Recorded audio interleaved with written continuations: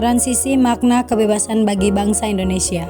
Beberapa waktu lalu, tepatnya 17 Agustus 2022, bangsa Indonesia memperingati suatu peristiwa yang menjadi tonggak bagi kedaulatan negara, yaitu Proklamasi Kemerdekaan Republik Indonesia ke-77 tahun.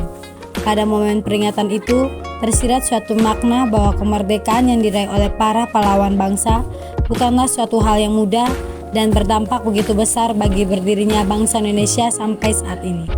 Peristiwa proklamasi kemerdekaan yang mengantarkan bangsa Indonesia bebas dari belenggu penjajahan tidak terlepas dari pengorbanan dan perjuangan para pendiri bangsa. Dahulu makna kemerdekaan ditandai dengan keadaan yang tidak terikat atau bebas dari penjajahan.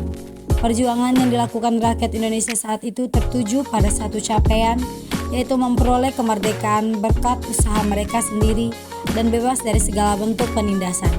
Bagaimana rakyat bisa memperoleh pendidikan dan kehidupan yang layak, memanfaatkan sumber daya alam untuk kebutuhan dan menyalurkan minat bakat mereka. Pada masa kolonialisme, rakyat Indonesia saling bahu-membahu mengerahkan segala tenaga dan pikiran mereka dalam melawan kekejaman penjajah. Bentuk perlawanan saat itu dilakukan melalui perang secara fisik dengan senjata maupun perang secara diplomasi. Seperti sosok Jenderal Sudirman dengan taktik perang gerilyanya yang mampu mengalahkan perlawanan penjajah, Bung Tomo dengan semangatnya yang membara sehingga menyulut para kaum muda dalam melawan kolonial, dan masih banyak pahlawan bangsa lainnya yang pantang menyerah dalam meraih kemerdekaan. Bentuk perang secara diplomasi sebagian besar dilakukan oleh golongan intelektual yang menuangkan gagasan dan idenya dalam usaha memperoleh kemerdekaan. Selain itu, melakukan diplomasi dengan perwakilan negara penjajah, misalnya dalam memutuskan hak dan kewajiban rakyat pada saat itu. Pada kondisi tersebut, tidak jarang diwarnai dengan pemberontakan atau penolakan akan keputusan yang dirasakan tidak sesuai dan merugikan rakyat Indonesia. Namun, para pendiri bangsa terus mengupaya strategi dalam pemenuhan hak rakyat Indonesia dan tujuan dalam mencapai kemerdekaan. Pada masa akhir pendudukan Jepang saat itu, ditandai dengan peristiwa bom atom di Hiroshima dan Nagasaki serta kalahnya Jepang oleh Amerika Serikat pada Perang Dunia Kedua di Pearl Harbor, membuat kedudukan Jepang di Indonesia saat itu mulai melemah dan dimanfaatkan oleh bangsa Indonesia dalam mempersiapkan kemerdekaan. Sejak saat itu, muncul perdebatan dari berbagai golongan di seluruh Indonesia terkait bagaimana cara untuk bisa memproklamasikan kemerdekaan Indonesia. Terdapat perdebatan dari golongan tua dan golongan muda dalam memanfaatkan momentum kekalahan Jepang pada saat itu, hingga akhirnya Insinyur Soekarno dan Dr. Anus Muhammad Hatta sebagai tokoh proklamator Indonesia dengan bantuan dari golongan tua dan muda lainnya berhasil memproklamasikan kemerdekaan Indonesia pada tanggal 17 Agustus 2022 di Jalan Pegangsaan Timur nomor 56 Jakarta. Peristiwa proklamasi kemerdekaan Republik Indonesia menjadi tonggak awal dalam pembangunan bangsa Indonesia. Selain itu, dengan disahkannya Insinyur Soekarno dan Muhammad Hatta sebagai Presiden dan Wakil Presiden Republik Indonesia saat itu, banyak membawa perubahan bagi Indonesia, bagaimana rakyat Indonesia mulai bangkit dari belenggu penjajahan dan mulai menata segala aspek yang menunjang berdirinya Negara Kesatuan Republik Indonesia.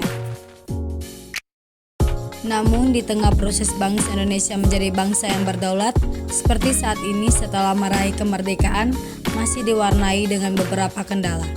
Hal itu ditunjukkan dengan pemberontakan atau perlawanan kelompok tertentu terhadap masa pemerintahan pada saat itu, perubahan arah kebijakan dalam lingkup nasional, dan peristiwa lainnya yang mengantarkan bangsa Indonesia menjadi bangsa yang berdaulat, adil dan makmur seperti yang tercantum dalam alinea Undang-Undang Dasar Republik Indonesia tahun 1945.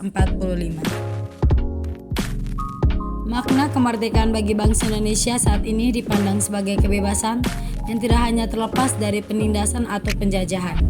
Arti kebebasan bagi bangsa Indonesia saat ini berupa adanya wadah dan ruang bagi rakyat Indonesia untuk mendapatkan hak mereka sebagai warga negara dengan tetap menjunjung nilai-nilai luhur dan kewajiban sebagai warga negara Indonesia.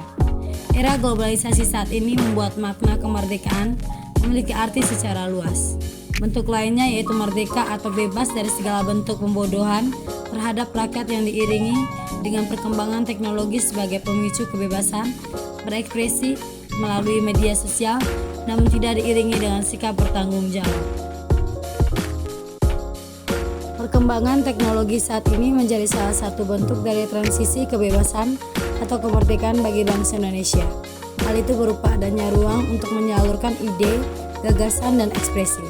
Namun, hal ini bisa memberi dampak negatif apabila kita sebagai rakyat Indonesia, khususnya generasi muda, untuk memanfaatkannya dengan bijak. Hendaknya kita mulai membiasakan budaya literasi digital yang baik sejak dini. Kita perlu memahami bahwa saat ini kita berada di era serba mudah dan serba bisa yang harus diimbangi dengan perilaku yang bijak. Tugas kita saat ini jauh lebih berat karena kita punya andil untuk mempertahankan kemerdekaan bangsa Indonesia yang telah diraih dengan pengorbanan para pendiri bangsa pada masa lalu. Kondisi generasi muda saat ini cenderung untuk mengikuti gengsi atau meniru budaya asing sehingga menimbulkan perilaku yang tidak mencerminkan sikap sebagai generasi muda seperti perilaku konsumtif, perundungan, dan gaya hidup westernisasi. Oleh karena itu, sangat penting untuk bisa menanamkan perilaku yang bermoral bagi generasi muda sejak dini. Sebagai generasi muda, kita bisa mengisi kemerdekaan dengan melakukan kegiatan produktif dan menyalurkan bakat atau minat kita untuk mengembangkan kemampuan diri. Selain itu, kita perlu meningkatkan rasa nasionalisme serta berupaya dalam menjunjung tinggi nilai-nilai yang menjadi jati diri bangsa Indonesia. Kita perlu mewarisi semangat juang para pahlawan bangsa dalam mempertahankan kemerdekaan Negara Kesatuan Republik Indonesia. Dengan demikian, dapat mendukung terciptanya kualitas sumber daya manusia Indonesia yang unggul dan berakhlak.